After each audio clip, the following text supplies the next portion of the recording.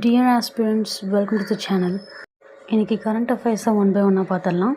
அதுக்கு முன்னாடி எப்போவுமே நம்மளோட செஷன்ஸில் எக்ஸாம் பாயிண்ட் ஆஃப் வியூவில் இருக்க கரண்ட் அஃபேர்ஸை தான் ஃபாலோ பண்ணிகிட்ருக்கோம். அப்படி இன்றைக்கி 2 டாபிக்ஸ் பார்க்க போகிறோம். Let's start this session. ஐரோப்பிய நாடான டென்மார்க்கிடமிருந்து கிரீன்லாந்தை கைப்பற்ற அமெரிக்கா புதிய வியூகத்தை வகுத்துள்ளது.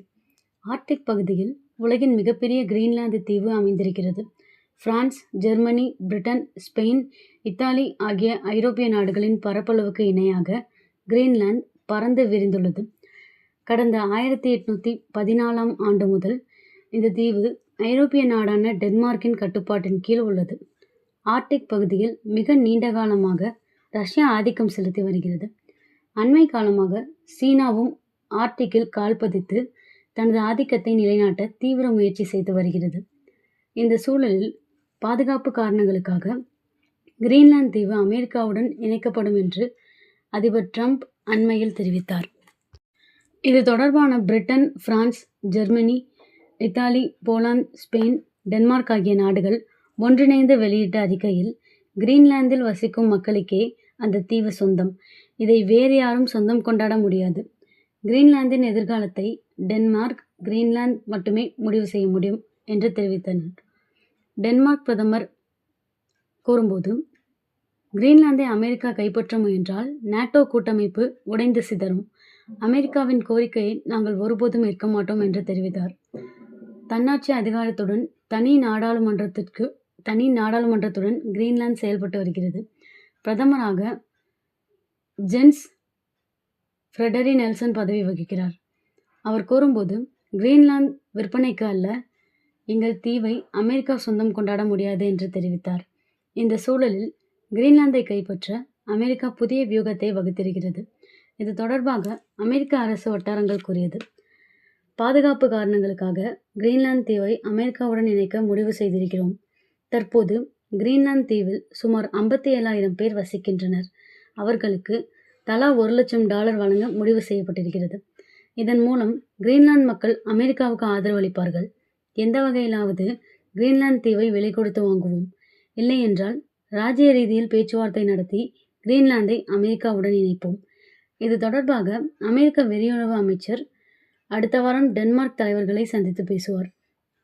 கடந்த 1917ஆம் ஆண்டில் டென்மார்க்கிடமிருந்து வெர்ஜின் தீவுகளை விலைக்கு வாங்கினோம். அதே போன்று இப்போது கிரீன்லாந்தை வாங்குவோம். தேவைப்பட்டால் இராணுவ நடவடிக்கை எடுக்கவும் தயங்க மாட்டோம் என்று அமெரிக்க அரசு வட்டாரங்கள் தெரிவித்தன. கடந்த 1952ஆம் ஆண்டில் டென்மார்க் இராணுவத்தில் முக்கிய உத்தரவு அமல் செய்யப்பட்டது. இதன்படி டென்மார்க் எல்லைக்குள் அந்நியர்கள் ஊடுருவ முயற்சி செய்தால் இராணுவ வீரர்கள் முதலில் அந்நியர்களை சுட்டுத்தள்ள வேண்டும். அதன் பிறகே கேள்விகளை எழுப்ப வேண்டும். தற்போதைய சூழலில் இந்த நடைமுறையை டென்மார்க் இராணுவ வீரர்கள் கண்டிப்புடன் பின்பற்ற வேண்டும் என்று இராணுவ தலைமை உத்தரவிட்டுள்ளது. இதன் மூலம் அமெரிக்காவுக்கு டென்மார்க் அரசு பகிரங்கமாக எச்சரிக்கை விடுத்துள்ளது.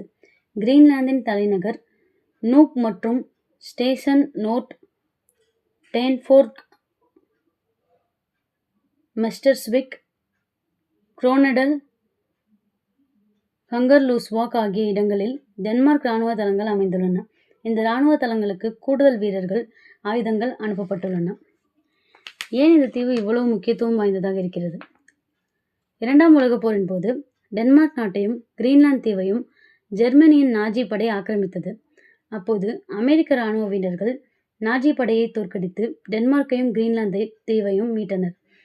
அதன் பிறகு இங்கிலாந்தின் 50க்கும் மேற்பட்ட இடங்களில் அமெரிக்க இராணுவ தளங்கள் செயல்பட்டன. பனிப்போர் காலத்துக்கு பிறகு அந்த இராணுவ தளங்கள் படிப்படியாக மூடப்பட்டன.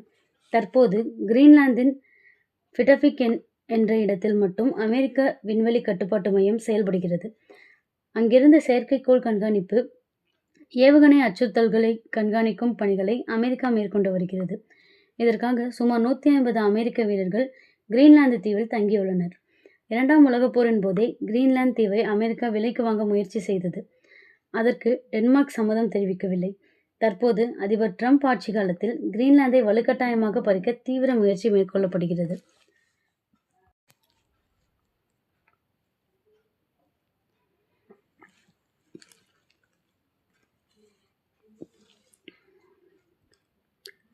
ஹரியானாவின் குருகிராம் மாவட்டம் மனேசரில் உள்ள தேசிய பாதுகாப்பு படை முகாமில் தேசிய ஐஇடி தரவு மேலாண்மை அமைப்பு அமைக்கப்பட்டுள்ளது.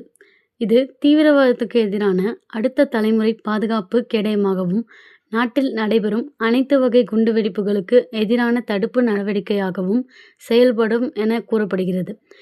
இது அனைத்து வகை குண்டுவெடிப்புகளையும் துல்லியமாக ஆய்வு செய்வதற்காக செயற்கை நுண்ணறிவு மற்றும் நவீன சாதனங்களுடன் உருவாக்கப்பட்டுள்ளது.